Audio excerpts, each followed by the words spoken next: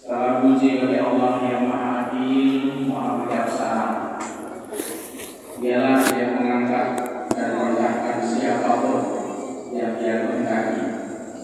Salawat dan salam semoga tercurah kepada Nabi Abu Muhammad SAW, teladan para pemimpin yang adil dan rahmat bagi seluruh umat manusia.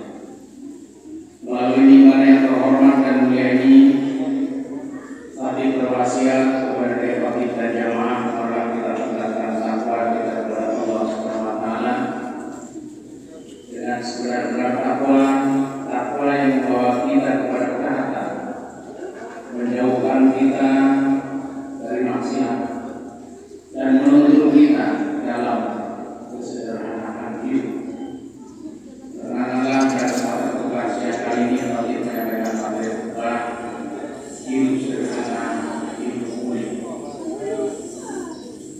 Islam mengajarkan bahwa dunia ini hanyalah ujian, bukan tujuan. Karena itu Islam menerapkan yang hidup sederhana, tidak berlebihan dan tidak bermewah-mewahan. Allah Subhanahu wa taala berfirman di dalam Al-Qur'an surat Al-Furqan ayat 67, A'udzubillahi minasyaitonir rajim. Walladzina idza anfaqu lam yusrifu wa lam yaqtiru wa kana baina dzalika qawama. Dan orang-orang yang apabila membelanjakan harta, mereka tidak berlebihan dan tidak berpikir, dan adalah membelanjakan itu di tengah-tengah antara yang demikian. Allah juga berfirman di dalam surat Al-Hadid ayat 20, wa mal hayatud dunya illa mata'ul ghurur. Dan kehidupan dunia itu tiada lain hanyalah kesenangan yang hadirin yang dirahmati Allah. Dunia memang penuh dengan kenikmatan, harta, kekuasaan dan terlalu. Namun semua itu hanya sementara dan akan kita tinggalkan. Nabi SAW adalah panglima perang. Beliau memimpin umat, memimpin negara, tetapi hidupnya sederhana. Kesederhanaan bukan tanda kekurangan. Kesederhanaan Nabi bukan karena miskin, tapi cerminan iman dan kedewasaan spiritual. Rasulullah SAW sendiri adalah contoh yang terbaik. Beliau hidup sangat sederhana, tapi mulia. Meskipun beliau sangat mungkin bisa hidup dalam rumah mewah.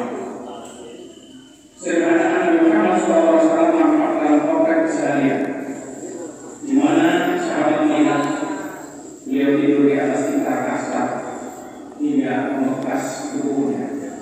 Dijelaskan dalam hadis dari Abdullah bin Mas'ud radhiyallahu anhu, ia berkata, Bismillahirrahmanirrahim.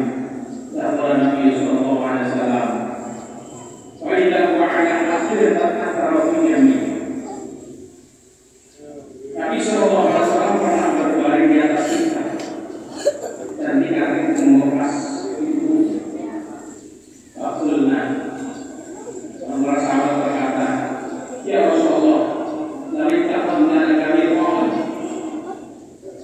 maukah kami siapkan alas yang lebih empuk untukmu? Jawab Nabi, mali wali dunia, apa urusanku dengan dunia? Ma'ana bidunya illa tarakil istadallaka fasyadah. Aku di dunia ini hanyalah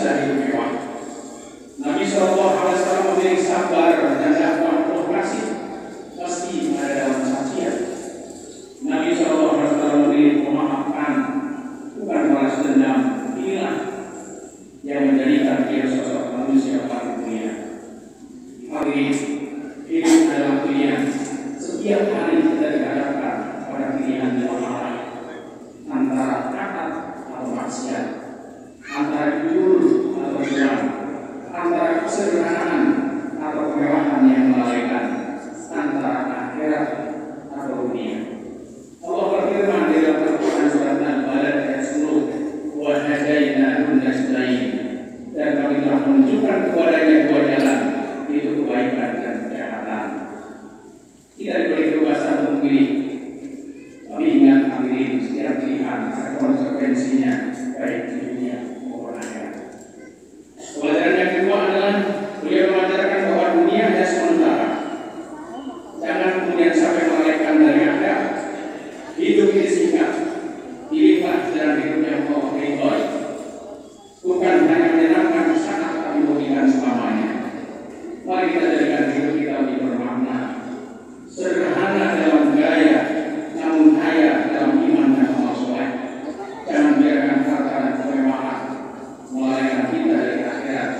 Al-Quran mengingatkan kita bahwa hayatut dunia illa mata'ul ghurur, kehidupan dunia adalah kesenangan yang tipu dan hadis ya Allah. Banyak orang tertipu oleh dunia, terlena oleh harta, jabatan dan kesenangan.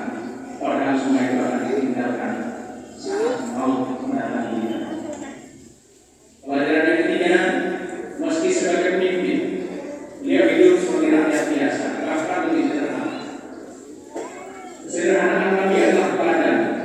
Beliau tidak boleh dari kenyamanan dunia, tapi ridho Allah dan keselamatan akhirat yang dicari. Rasulullah SAW adalah pemimpin umat, panglima perang dan kepala negara.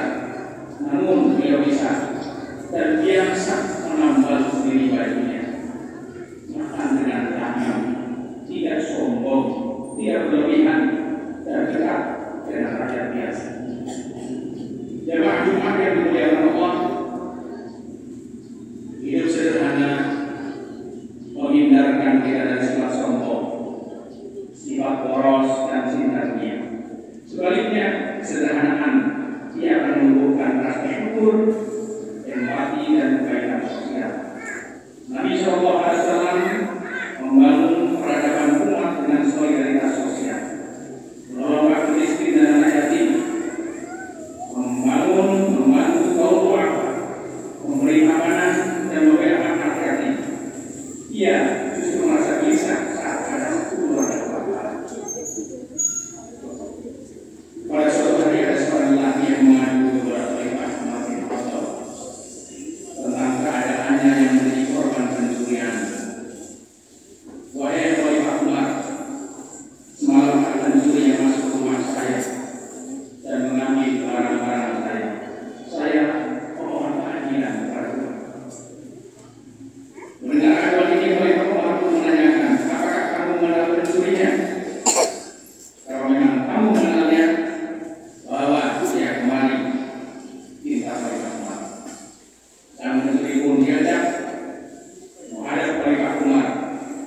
Ketika ditanya, apakah kamu pencurinya? Jawabnya, iya wahai Umar. Dan ketika ditanya, mengapa engkau mencuri?